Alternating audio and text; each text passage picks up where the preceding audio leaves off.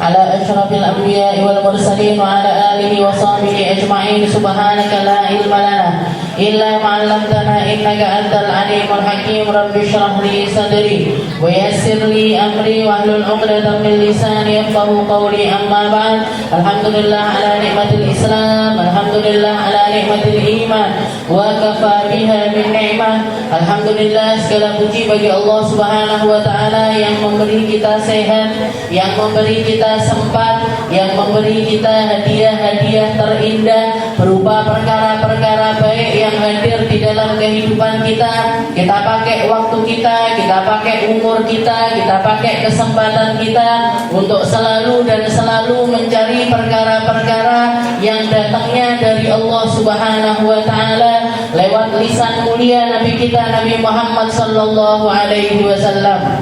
Semoga apa yang kita lakukan menjadi berkah untuk kita, jadi berkah untuk keluarga kita, jadi berkah untuk harta kita, jadi berkah untuk semua hal yang ada pada diri kita, sehingga semuanya mampu kita kembalikan kepada Allah Ta'ala dalam keadaan yang terbaik. Kita mampu untuk mempertanggungjawabkannya sebaik mungkin di hadapan Allah, sehingga menjadi sebab selamatnya kita di akhirat nanti, jadi sebab masuknya kita ke dalam surganya, jadi sebab kita mulia di sisi Allah Subhanahu wa Ta'ala. Kita masih berada di dalam kitab Sulamut Taufik atau tangga menuju taufiknya Allah Ta'ala, setapak demi setapak, selangkah demi langkah, satu anak tangga menuju anak tangga yang lainnya, yang semoga hal ini menjadi pembuktian bahwasanya kita selalu dan selalu berusaha untuk mencari perhatiannya Allah Ta'ala lewat segala sesuatu yang Allah Ta'ala tinggalkan. Dan seperti yang kita tahu, warisan terbesarnya Nabi, warisan terindahnya para nabi-nabinya Allah Ta'ala, yang karenanya mereka terutus, yang karenanya mereka diutus oleh Allah Subhanahu wa Ta'ala kepada umat manusia adalah untuk menyampaikan risalah, untuk ngasih batasan-batasan di dalam kehidupan kita, mana yang boleh, mana yang enggak boleh, mana yang benar, mana yang enggak benar, mana yang harusnya kita jadikan pedoman hidup dan mana yang harusnya kita buang jauh-jauh dari dalam kehidupan kita. Ini semuanya adalah risalahnya para nabi, ini adalah warisan terbesarnya para nabi, khususnya adalah nabi kita Nabi Muhammad sallallahu alaihi wasallam, yang harusnya selalu dan selalu kita usahakan. Masih di dalam faslun minal wajib, qala al-muallif rahimahullahu ta'ala wa nafa'ana bi ulumi fid dharain amin. Faslun minal wajibatil qalbiyah al-iman billah wa bima ja'a 'anillah ila an qala wal muraqabah lillah war ridha 'anillah wa husnul dzan billah wa bi khalqillah. Kalau minggu yang lalu kita bahas tentang perkara ridho, perkara puas dengan ketentuan yang Allah Ta'ala takdirkan atas kita, atau pasrah dengan apapun yang Allah Ta'ala jadikan skenario kehidupan kita. Ini adalah sifat qalbu, sifat hati yang namanya ridho, yang namanya ridho. Dan Nabi Muhammad SAW mengatakan, "Dzaqa ta'amal iman man radiya billahi rabban wa bil islami dinan wa bi Muhammadin nabiyyan wa rasulah." Jadi iman itu ternyata perkara rasa. Iman itu perkara hati. Iman itu perkara gerakan-gerakan yang ada di dalam hati kita, yang mampu dirasakan oleh hati kita. Yang ngerti kadar keimanan kita ya kita sendiri, yang ngerti kadar ketakwaan kita ya kita sendiri, yang ngerti kadar ridhonya kita juga adalah kita sendiri, kita dengan Allah Subhanahu wa Ta'ala. Dan Nabi Muhammad mengatakan, "Dzaqa ta'amal iman."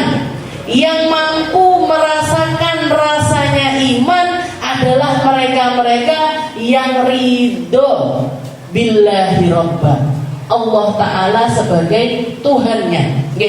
Jadi Allah Ta'ala ini Tuhan saya, yang menciptakan saya, yang merawat saya, yang menitipkan keinginan keinginan-keinginan pada diri saya, yang sangat mengharapkan taubat saya, yang sangat mengharapkan perubahan baik di dalam kehidupan saya. Ini Tuhan saya, ini Tuhan saya, Tuhan sebaik-baik Tuhan, Tuhan seindah-indah Tuhan.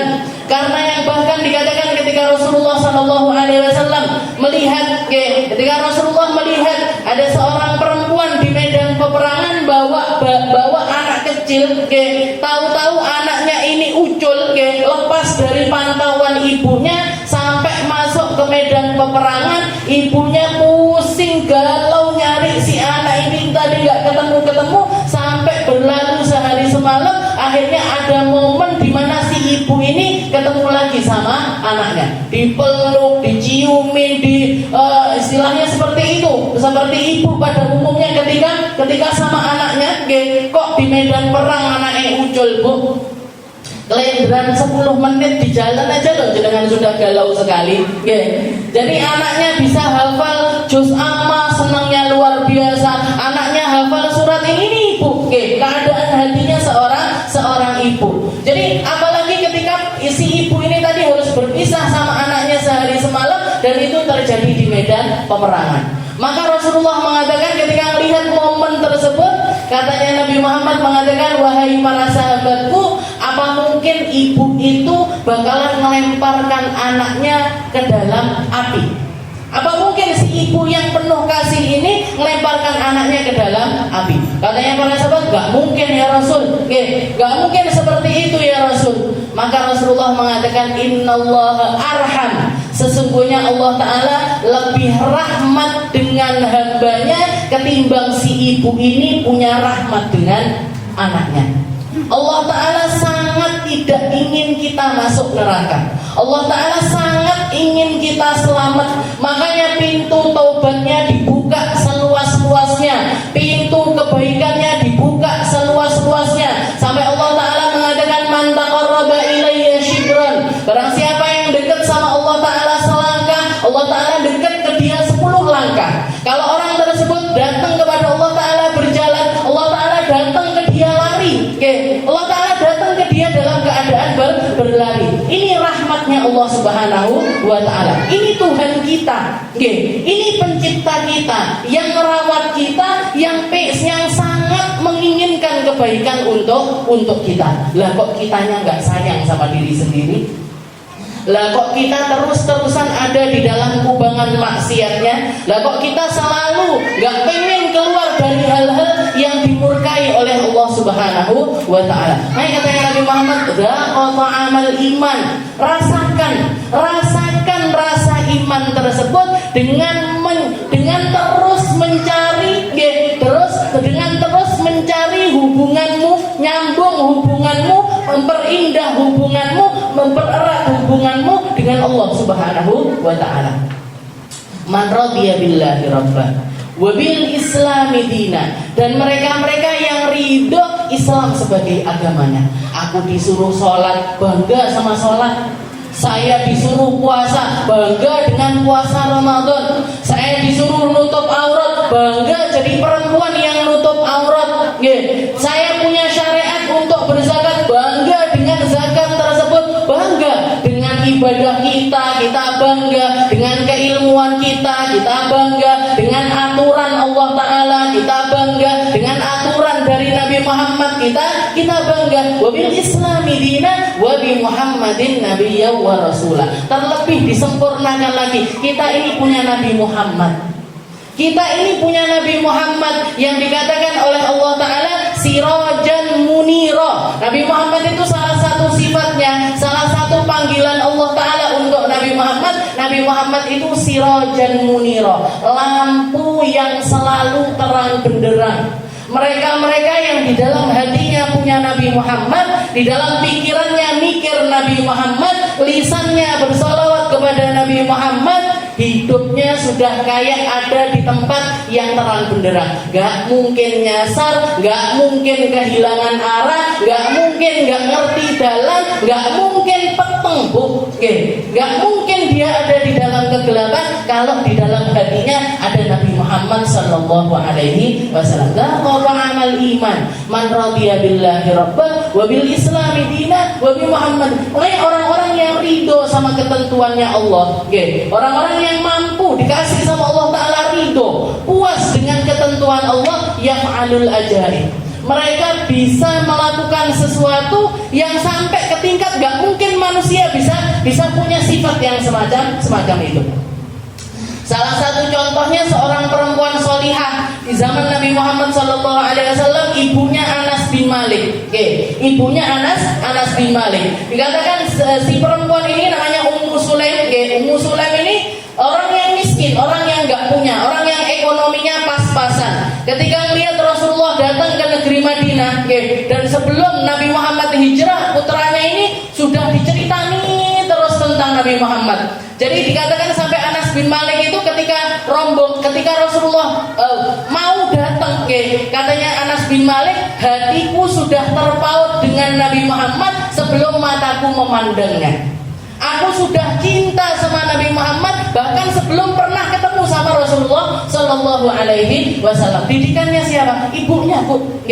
Jadi karena baiknya ibunya Ummu Sulaim ini, karena punya keimanan yang luar biasa, dikatakan anaknya sudah sangat mengenal Nabi bahkan sebelum ketemu sama Rasulullah Sallallahu Alaihi Wasallam. Begitu nyampe ke negeri Madinah, begitu Rasulullah nyampe ke negeri Madinah, orang-orang Madinah yang sudah Islam sudah ribuan orang, sudah banyak orang masuk Islam, semuanya berebutan ngasih hadiah. Ada yang ngasih kurma, ada yang ngasih kismis, ada yang ngasih kendaraan, ada yang ngasih ini dan lain sebagainya. Harta-harta yang mereka anggap itu sesuatu yang bernilai bagi mereka. Dihadiahkan kepada Nabi Muhammad Sallallahu Alaihi Wasallam. Datang Ummu Sulaim, bawa putranya umur 7 tahun, datang kepada Rasul, ya Rasul, saya nggak punya seperti apa yang dimiliki sama orang-orang kaya itu. Saya nggak punya harta seperti yang dimiliki oleh orang-orang kaya tersebut, tapi saya pengen ngasih hadiah ke jenengan. Apa hadiahmu wahai Ummu Sulaim? Ini putraku umur 7 tahun. Ini anakku umur 7 tahun. Silahkan disuruh ngapain aja, silahkan diperlakukan seperti apapun, tak pasrahkan jenengan. Dipasrahkan sama Rasulullah Sallallahu Alaihi Wasallam. Dan Nabi Muhammad gak pernah nolak pemberian. Nabi Muhammad gak pernah nolak hadiah. Anak umur 7 tahun dihadiahkan itu kira-kira iso dikongkon apa malah tambah beban? Dikongkon masa, orang iso masa, disuruh bersih-bersih rumah pasti nggak bersih, disuruh cuci piring, agak sing pecah timbangannya sing resih. Umur 7 tahun dihadiahkan sama Ummu Sulaim, tapi diterima sama Nabi Muhammad SAW yang akhirnya sampai jadi ulama yang sangat luar biasa. Di salah satu momen lagi dikatakan Ummu Sulaim ini nikah. Jadi Anas bin Malik ini, abahnya Anas ini meninggal dunia. Jadi Ummu Sulaim menikah lagi sama seorang laki-laki lain namanya Abu Talhah. Jadi Abu Talhah ini dikatakan ketika meminang Ummu Sulaim mengatakan, jadi belum Islam, Abu Talhahnya waktu itu belum Islam. Katanya Ummu Sulaim, saya bersedia nikah sama kamu dengan syarat kamu masuk Islam. Dengan syarat kamu masuk Islam dan maharku cukup dengan keislamanmu. Para sahabat mengatakan orang perempuan paling tinggi maharnya adalah Ummu Sulaim, karena dia menjadikan maharnya adalah Islamnya calon suaminya ini tadi. Akhirnya masuk Islam. Sampai dikatakan istilahnya berumah tangga, sampai ada satu momen di mana dikatakan Ummu Sulaim ini punya satu anak, punya satu anak ketika, jadi adiknya Anas bin Malik ini ketika usia mungkin 2 tahun 3 tahun sakit parah, sakit parah sekali. Si Abu Talha mau pergi keluar kota untuk dagang. Ketika pamit sama Ummu Sulaim, gimana ini? Anak kita sakit, apa aku batalkan aja perjalananku apa gimana? Katanya Ummu Sulaim, pergi aja kamu, tak jagain anakmu. Anakmu ini tak jagain. Dia pergi Abu Talha, dijagain anaknya. Ternyata begitu suaminya pergi, nggak lama setelah itu anaknya meninggal dunia. Jadi anaknya ini meninggal. Ketika hari di mana anak ini meninggal, hari itu juga Abu Talha ini datang. Ketika Abu Talha datang, si Ummu Sulaim ini sudah ngomong sama semua orang, sama tetangga-tetangganya, sama keluarga-keluarganya, jangan ada yang ngasih tahu Abu Talha. Biar nanti aku sendiri yang ngasih tahu perihal kematian anaknya ini tadi. Oke. Jadi sama Ummu Sulaim dikatakan anaknya yang udah meninggal ini dibersihkan, dimandikan, dikafani, ditaruh di kamar, layaknya anak yang lagi tidur, selayaknya anak yang lagi tidur. Gak lama setelah dan bahkan dikuburkan. Jadi sudah selesai penguburannya, tapi suaminya nggak dikasih tahu sama sekali. Begitu si suaminya datang nanya, di mana anak kita yang sakit? Oh, huwa fi ahsanil hal. Baik, dia lebih baik daripada yang kemarin. Udah nggak sakit lagi kayak kemarin. Ibu mana bu yang bisa tenang kayak gini? Biasanya sing tantrum ibu.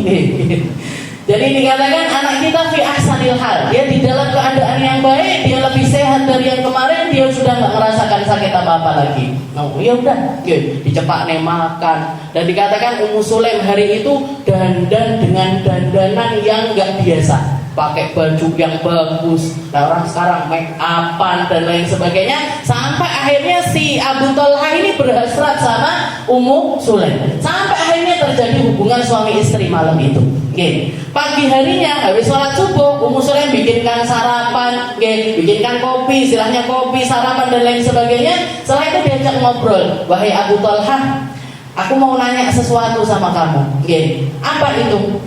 Itu loh tetangga kita, dia itu dapat titipan sama orang lain sesuatu barang, ketika diminta lagi nggak terima.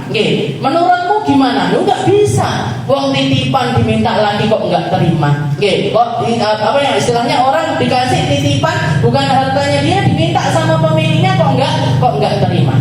Maka setelah itu Ummu Sulaim mengatakan, ketahuilah wahai suamiku, kemarin anak kita meninggal dunia. Dan dia adalah titipannya Allah Ta'ala untuk kita. Ketika Allah Ta'ala memintanya dari kita, bukankah kita harus mengembalikannya dengan istilahnya, bukankah itu adalah sesuatu yang memang sesuai untuk diminta kembali? Marah bu Abu Talha, marah dan dikabari anaknya meninggal, kayak nggak ada apa-apa, kayak merasa bersalah sama anaknya yang meninggal ini, kayak seakan-akan dia meninggal, setelah itu dibiarkan begitu saja. Langsung berdiri pergi ke tempatnya Nabi Muhammad SAW, nyeritakan, ini ya saya punya istri sekeras-kerasnya istri, saya punya istri secuek-cueknya istri, masa punya anak meninggal dunia dia bisa tenang-tenang aja, bahkan dandan, bahkan ngerayu saya, bahkan saya sampai melakukan hubungan yang semacam itu di hari di mana putra saya ini meninggal dunia. Maka Rasulullah SAW mengatakan, barakallahu lakuma fi lailatikuma. Semoga Allah Ta'ala memberkahi malam kalian tadi. Didoakan sama Nabi, bukan malah disalah-salahkan Ummu Sulaim, tapi didoakan sama Nabi, barakallahu lakuma fi lailatikuma. Dikatakan ternyata nggak lama setelah itu, ternyata Ummu Sulaim hamil. Hamil dari anak, dan setelah kehamilan anak yang ini berturut-turut beliau hamil anak laki-laki sampai 7, dan semuanya menjadi penghafal Al-Quran, semuanya jadi orang-orang yang alim, semuanya jadi mereka-mereka yang ngajar di masjidnya Rasulullah SAW. Berkah dari doanya Nabi, barakallahu lakuma fi lailat. Ini ridho, ridho dilepas sesuatu yang paling berharga untuk dirinya. Bahkan ketika beliau melepas Anas bin Malik pun bukan karena nggak sayang, tapi karena justru saking sayangnya beliau kepada putranya, gimana caranya biar anak ini dekat sama pemegang risalah, kuncinya Allah Ta'ala, yang paling dapat porsi banyak dari apa yang Allah Ta'ala inginkan untuk dititipkan kepada umatnya. Katanya Nabi Muhammad, innallahal mu'ti wa anal qasim. Allah Ta'ala itu zat yang maha memberi, dan aku yang bagian membagikan. Saya yang bagian membagikan pemberian-pemberian Allah Ta'ala. Allah Ta'ala punya yang namanya hidayah, diberikan kepada saya yang bagikan. Allah Ta'ala ngasih perintah salat kepada saya yang bagikan salat tersebut. Allah Ta'ala punya kebaikan berupa husnul khuluq atau akhlak yang baik, saya yang paling banyak dapat porsi tersebut dan bagian membagikan kepada umat manusia. Benar, Anas bin Malik ini putra pertamanya beliau, putranya Ummu Sulaim ini didoakan sama Nabi Muhammad untuk menjadi orang yang panjang umur, jadi orang yang berkah hartanya, jadi orang yang berkah ilmunya. Dikatakan Anas bin Malik ini punya umur sampai 100 lebih. Dan kalau anak cucunya digabungkan, sampai tidak hafal. Anakku sing endi, ki putuku sing di 100 lebih anak cucunya. Dan Anas bin Maliknya masih hidup. Punya harta paling banyak di negeri Madinah. Punya harta paling banyak di negeri Madinah dan termasuk ulama yang paling termasyhur di masa tersebut. Pembantunya Nabi. Orang yang bantu-bantu di rumahnya Nabi malah jadi orang yang mulia, bukan cuma di sisi manusia tapi juga di sisi Allah Subhanahu wa taala. Berkahnya siapa? Berkah ibu yang sholihah. Berkah ibu yang punya ridho sama Allah Ta'ala, ridho sama ketentuannya Allah, ridho dengan setiap takdir yang Allah Ta'ala berikan kepada beliau. Waridho anillah wa husnudzon billah wa bi khalqillah. Setelah itu sifat yang juga harus terus kita belajar, harus terus kita usahakan adalah husnudzon kepada Allah dan husnudzon kepada hamba-hamba Allah. Jangan pernah memandang rendah kepada siapapun. Jangan pernah memandang rendah bahkan kepada ahli maksiat sekalipun. Jangan pernah. Karena kita nggak pernah tahu seperti apa akhir kehidupan kita, dan kita nggak pernah tahu seperti apa akhir kehidupan dari orang tersebut. Berapa banyak orang yang riwayatnya baik, ternyata di akhir usianya justru malah jadi orang yang nggak baik. Naudzubillah. Dan berapa banyak orang yang nggak baik, tapi malah justru di akhir usianya dia mendapatkan kebaikan yang banyak dari Allah Subhanahu wa taala. Husnudzon billah wa husnudzon bi khalqillah. Husnudzon sama Allah. Ini harus selalu kita usahakan. Dan husnudzon kepada manusia ini tempat belajarnya kita. Kalau kita nggak mampu husnudzon sama manusia, gimana kita bisa husnudzon sama Allah Ta'ala? Kalau kita nggak mampu husnudzon sama yang kelihatan, sama yang bisa kita lihat, bisa kita pegang, bisa kita rasakan, bisa diajak ngobrol, nggak bisa kita husnudzon sama manusia, gimana kita mau husnudzon sama Allah Ta'ala yang kita nggak bisa melihatnya? Jadi belajarnya dari manusia. Makanya Rasulullah SAW ketika suatu malam beliau itu berdiri. Jadi beliau lagi iktikaf di masjid. Beliau lagi iktikaf di masjid. Tahu-tahu datang Sayyidah Sofiyah. Sayyidah Sofiyah ini istrinya beliau. Istrinya beliau datang mau ada satu hal yang dibicarakan sama Rasulullah SAW. Akhirnya Nabi Muhammad keluar. Keluar di masjid, berdiri berduaan di depan masjid. Berdiri berduaan di depan masjid. Laki-laki sama perempuan berduaan tengah malam di depan masjid. Tahu-tahu lewat dua orang sahabat Ansor. Ada dua orang sahabat Ansor ini lewat.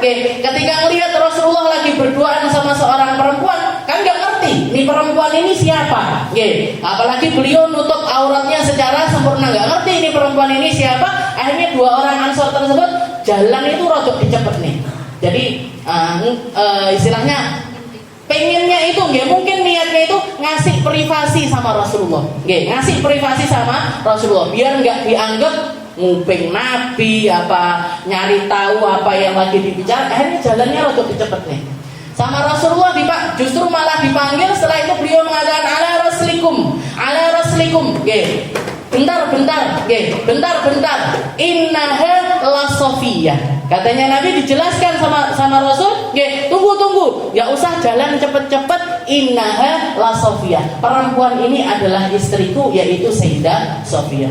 Katanya dua orang sahabat tersebut, ya Rasul, mana su'udon bika ya Rasul? Kami enggak su'udon sama jenengan, saya enggak, istilahnya enggak terbesit apa-apa di dalam hati kami yang Rasulullah lagi berduaan sama perempuan apa gimana. Enggak ya Rasul, demi Allah kami enggak ada apa-apa di dalam hati kami cuma jalan rotok cepet aja karena pengen ngasih privasi sama jenengan. Katanya Rasulullah, na'am walakin, katanya Rasul, tapi ini sesuatu yang sangat penting sekali. Katanya Rasul, tapi inna syaitan la yajri fi bani adam majrad dam. Tapi yang namanya setan itu dia jalan bahkan dengan aliran darahnya manusia.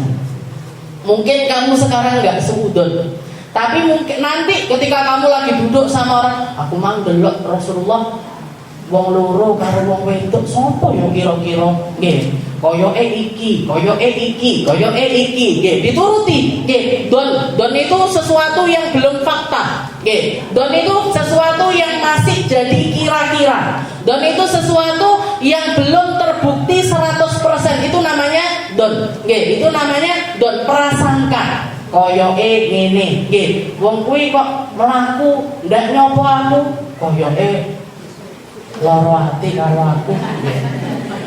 Orang itu kok semuanya disalami, kok aku nggak disalami. Siki salah iki aku mesti. Itu jangan dituruti, Bu. Oke. Don kayak gitu itu jangan dituruti dengan cara yang negatif. Oke. Tapi turuti dengan cara yang positif. Paling motonya minus. Paling nggak ketok, gitu. Paling nggak ketok, aku gede pengen kayak nggak ketok deh, gitu. Kayaknya yang positif tadi. Jadi jangan dituruti, gitu. Jangan dituruti, kayaknya begini, suaminya pulang rodok telat, aduh, konti kemudian, gitu. Dicek HP-nya, dibuka WhatsApp-nya, dibuka ininya, sejenengan malahan yang istilahnya yang hatinya malah jadi nggak karuan. Ini siapa? Ini sini siapa? Tukang cimplung ini siapa? Tukang ini siapa? Oke, digolek nyari. Oke, istilahnya nggak perlu. Oke, nggak perlu. Istilahnya nuruti don yang seperti itu nggak ada faedahnya. Kalau Allah Taala memang menakdirkan untuk membuka perkara tersebut, akan dibuka. Kalau memang ada sesuatu yang salah dan jenengan memang ditakdirkan untuk tahu dan masuk ke dalam ranah ujiannya jenengan, bakalan dibuka sama Allah Ta'ala. Tapi kalau enggak, ditutupi sama Allah Ta'ala, dan itu enggak akan menjadi masalah untuk kita. Oke, jadi enggak perlu anak ini. Jadi overthinking yang berlebihan. Oke, over itu sudah over. Thinking itu mikir. Saya ditambahi berlebihan lagi. Oke. Jadi terlalu berlebihan memikirkan sesuatu itu jangan dituruti. Karena apa? Inna syaitan yajri fil insan majrad dam. Ini setan ini jalan sama aliran darahnya kita. Oke. Kalau kita nuruti hal-hal tersebut enggak dikat, enggak butuh, enggak seperti itu. Mungkin begini yang baik-baik, enggak dikat seperti itu. Itu terus bakalan jadi prasangka yang lainnya nambah. Apalagi jenengan ceritakan sama orang, diceritane, "Bu kuwi nyapa to hasilnya nek masalah apa kambek aku?" Oh ngene, karo aku yo ngene kok ngene. Terus di sini dibumboni. Nang kene dibumboni. Yang pertamanya cuman telo jadi kolak telo. Yang pertamanya cuman masalah kecil jadi membesar dan karu-karuan. Kemarin waktu kita di Alba itu, salah satu hal yang diajarkan sama Ustazah Kiki, jangan kalau masih ingat, kalau punya masalah apa-apa Bu, tidak usah cerita sama siapa-siapa, ambil wudhu, gelar sajadah, sholat hajat, niatkan taubat dan niatkan nyari solusi istikharah langsung kepada Allah Subhanahu wa Ta'ala. Karena kalau jenengan cerita, apalagi ceritanya sama orang-orang yang bukannya jadi pendingin tapi malah justru jadi kompor, niki jadinya matang kabeh. Matang jadi masakan nggak karu-karuan. Tapi kalau kita datang sama orang yang mendinginkan, insya Allah nggak seperti itu. Tapi itu pun istilahnya itu step kedua. Setelah kita ngadu sama Allah Ta'ala, setelah kita nyari solusi langsung kepada Allah Subhanahu wa Ta'ala, baru nyari solusi sama orang yang mampu mendinginkan masalah-masalah kita. Tapi jadi kompor semuanya, tidak usah. Tidak usah cerita sama siapa-siapa, tidak usah. Tapi dia teman curhatku. Iya Bu, di depannya jenengan. Ini nanti cerita ke orang lain lagi. Di depan kita kayak baik-baik saja, tapi cerita ke orang begini, cerita ke orang begini, akhirnya jadi masalah yang sangat besar sekali. Jadi seperti itu. Itu husnudzon sama manusia ini tempat kita belajar. Jangan dituruti. Jangan dituruti. Makanya banyak ulama kita atau orang-orang soleh terdahulu itu yang didawamkan di dalam lisannya itu adalah jadi caranya mereka untuk husnudzon sama manusia, sama Allah Ta'ala dimulai dengan husnudzon semata. Jadi banyak di antara orang-orang soleh terdahulu itu senangannya ngomong kullu khair, kullu khair, kullu syai' khair, kullu bi khair, semuanya akan baik-baik saja. Semuanya akan baik. Istilahnya semua yang datang kepada diri saya pasti ada kebaikannya.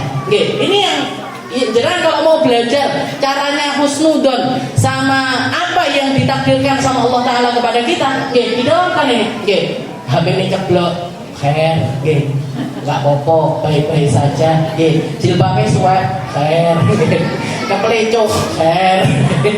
Jadi apapun yang masalah-masalah yang datang ke kita, api-api, nanti ujungnya bakalan baik, nanti ujungnya bakalan indah, nanti ujungnya mesti ada jalan keluarnya dari Allah Subhanahu wa Ta'ala. Ada satu kisah di zaman tabi'in, mungkin tabi'in mungkin, jadi zaman di bawahnya zamannya Rasulullah SAW.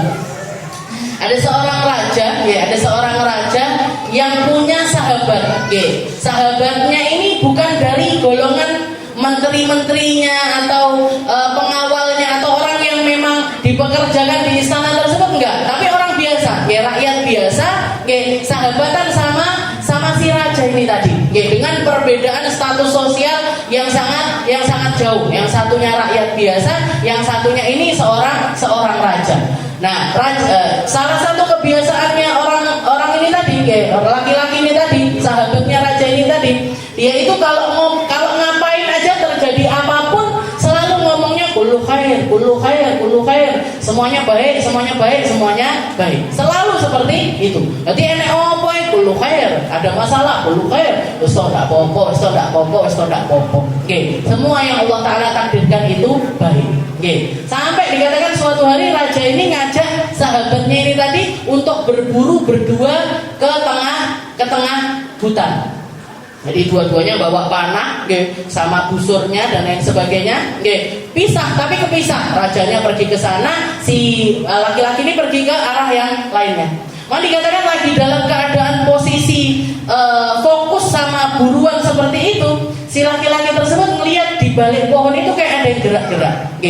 Dikira kijang, dikira ya hewan apa yang ada di hutan yang mau diburu sama dia. Akhirnya dibusurkan, istilahnya panahnya ini dilepaskan. Kena, ternyata yang teriak rajanya itu tadi. Tiba-tiba duduk kijang, tapi ternyata kena salah satu jarinya raja ini tadi. Kena salah satu jarinya raja ini tadi sampai putus, Bu. Jadi tangan kirinya rajanya itu salah satu jarinya itu putus, kalau nggak salah kelingkingnya. Jadi kelingkingnya ini putus. Si laki-laki takut gitu. Tapi karena memang kebiasaannya dia ngomong kullu khair, ustaz ndak popo, ustaz ndak popo. Jadi rajane ndak popo piye? Wong drinci kocak kok nggak popo. Baik-baik saja, gimana jari saya lepas kok baik-baik saja. Akhirnya marah rajanya, dibawa kembali ke istana, langsung dipenjarakan. Di penjara si laki-laki ini tadi, katanya dia ketika di penjara dia juga mengatakan kullu khair, nggak apa-apa, di penjara juga baik aja, nggak apa-apa, nggak masalah katanya dia. Jadi saking pasrahnya dia sama Allah Ta'ala, husnudon terus sama Allah. Masuk ke penjara dia, sampai berlalu mungkin sekitar 1 tahun. 1 tahun kemudian si orang laki-laki ini tetap ada di penjara. Si raja ini tetap meneruskan kebiasaannya. Tapi yang biasanya dia manah berdua sama sahabatnya ini tadi, akhirnya dia manah itu sendirian. Kalau berburu itu sendirian karena nggak nemu teman yang cocok, istilahnya sefrekuensi kayak si laki-laki itu tadi. Akhirnya jalan, pergi ke hutan, ternyata kebablasan. Jadi hutan yang biasanya dia pakai berburu itu kelewat batas, kudanya ini lari sampai keluar batas. Masuk ke satu perkampungan, ditangkap sama penjaga dari daerah tersebut, dan di mana raja dari suku yang dimasuki sama raja ini tadi. Tapi kan nggak ada orang yang tahu kalau dia adalah raja karena sendirian tanpa pengawalan dan lain sebagainya. Jadi dikatakan rajanya kabilah tersebut, rajanya suku tersebut ternyata punya hobi makan dagingnya manusia. Jadi kanibal. Senangannya maem dagingnya manusia. Jadi pas bawahan-bawahannya ini sudah punya stok manusia, punya stok manusia untuk makanannya si raja. Nanti disembelih satu, sirahe tinggi rendang misalkan, tangannya tinggi oseng-oseng, kakinya tinggi soto dan lain sebagainya. Nanti kalau sudah habis stok dagingnya ini tadi untuk dimakan rajanya tok yang kanibal, rakyatnya enggak. Kalau habis stoknya manusia ini tadi, nyembelih satu lagi. Terus seperti itu. Nah, si raja ini tadi ketangkep karena dia bukan orang daerah tersebut, dimasukkan ke dalam penjara untuk stok makanannya si raja ini tadi. Dikatakan akhirnya sudah tahu dia setiap hari selang berapa hari sekali itu mesti diambil satu orang, disembelih, dimasak, satu orang disembelih, dimasak, sampai tiba gilirannya si raja ini tadi. Dia datang sudah sudah dilepas semua bajunya, dibersihkan, dan ketika di penjara itu dikasih makanan yang enak, dikasih minuman yang enak, biar badannya seger, nanti diolah itu empuk dan lain sebagainya. Sampai ke tempat penyembelihan, mau disembelih si raja ini tadi, diperiksa dulu badannya sama algojonya. Ternyata kelihatan jarinya ini, yang bagian kelingkingnya nggak ada. Dilaporkan sama rajanya, raja, ini yang mau kita sembelih hari ini ternyata badannya bagus semuanya, badannya sekal ini kuat dan lain sebagainya, tapi cuma satu sayangnya, jari kelingkingnya itu nggak ada. Katanya raja, nggak mau saya. Kalau orang ada cacatnya, kalau manusia ada cacatnya, saya nggak mau makan. Nanti bikin apa istilahnya, nanti bikin kesehatan saya gimana dan lain. Akhirnya terus gimana ini? Orang ini tadi diapakan? Kalau jenengan sudah nggak mau makan dia, ini diapakan ini? Lepasin aja. Akhirnya dilepaskan.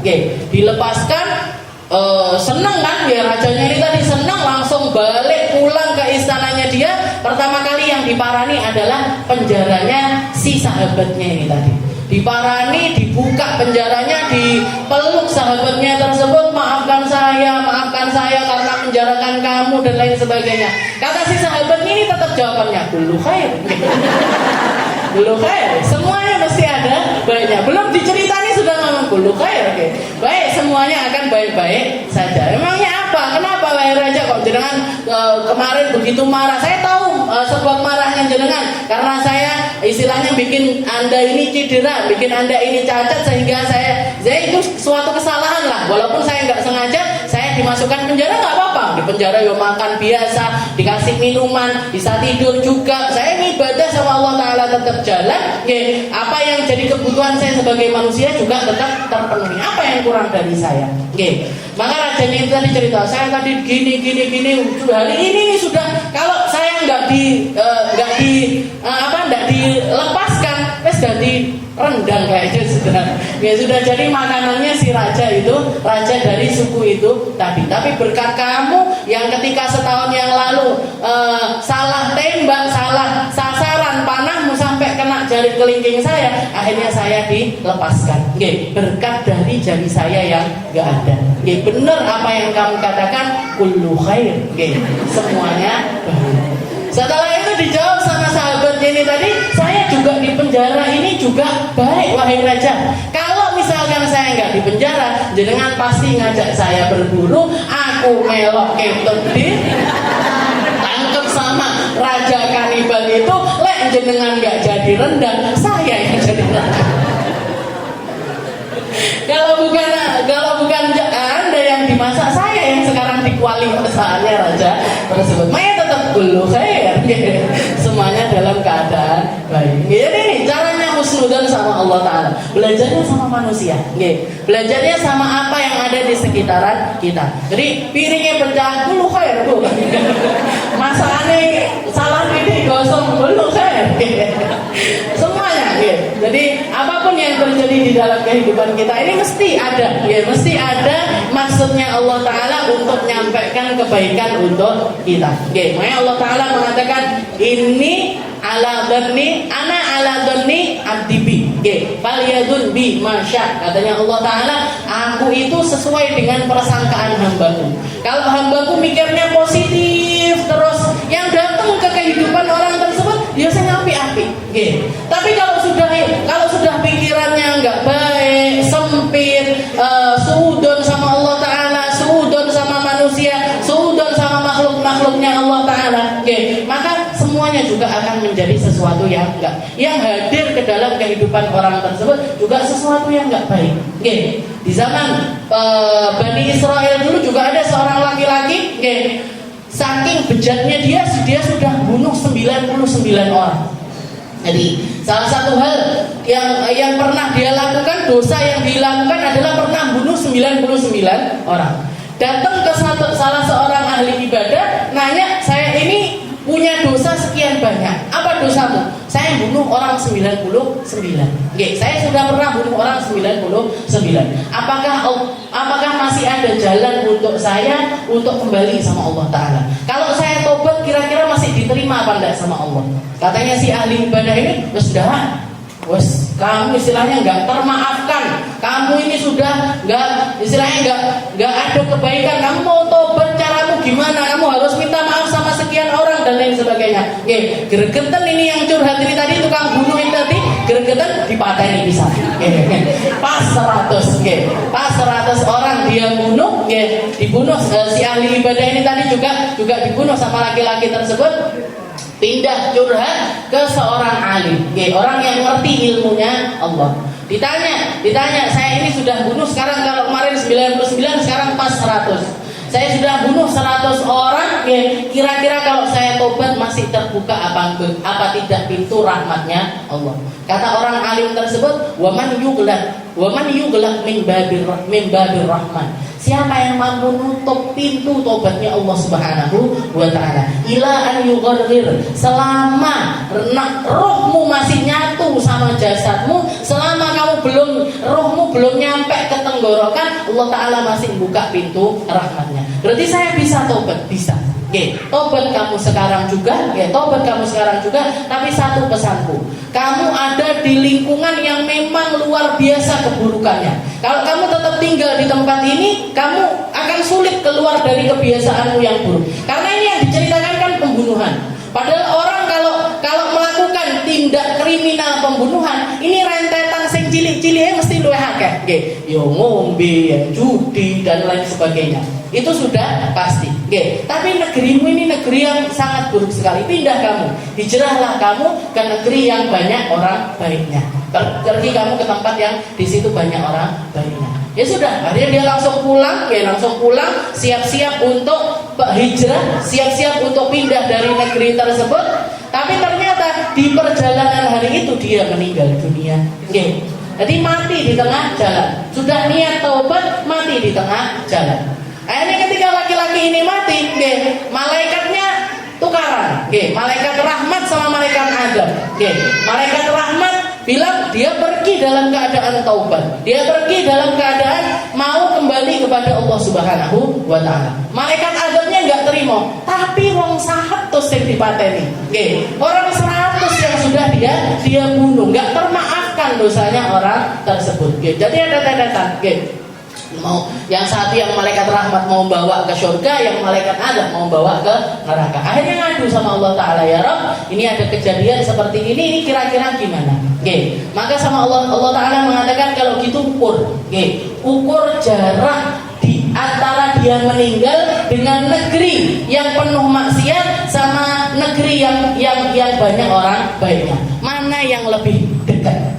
Kalau lebih dekat ke tempat yang baik, maka yang bawa adalah malaikat rahmat. Tapi kalau dia lebih dekat kepada negeri yang penuh dengan keburukan, yang berhak membawa adalah malaikat azab. Yang berhak membawa adalah malaikat azab. Turun ketika malaikat ini ngukur, Allah Ta'ala memerintahkan ke bumi, an hadza anta ba'adi wa hadza anta qarrabi. Yang daerah ini disuruh memanjang, antara tempat buruk ke tempat meninggalnya ini tadi disuruh memanjang, yang antara tempat yang baik dengan meninggalnya disuruh mendekat.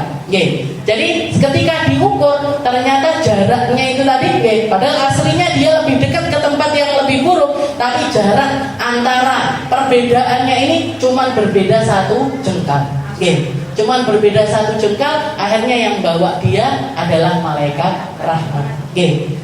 Wa man yahnut min rahmatillah. Oke, makanya salah satu dosa terbesar adalah putus asa dari rahmatnya Allah. Gak percaya kalau Allah Ta'ala Maha Pengampun, gak percaya kalau Allah Ta'ala Maha menerima taubat, gak percaya kalau Allah Ta'ala Maha Rahmat, gak percaya kalau Allah Ta'ala Maha Baik, gak percaya kalau Allah Ta'ala Maha memberikan perkara-perkara, sangat menginginkan kebaikan kepada hambanya dan sangat tidak menginginkan keburukan atas hambanya. Ini salah satu dosa terburuk, suudon billah. Oke. Ini yang dilakukan sama ahli ibadah ini tadi, dia suudon sama Allah. Oke. Makanya dipateni pisan. Oke. Jadi dia menganggap Allah Ta'ala itu nggak bisa mengampuni orang yang punya dosa yang sekian banyak. Oke. Punya dosa yang rentetan dosa ini nggak mungkin terampuni. Nah, itu salah satu dosa yang terbesar.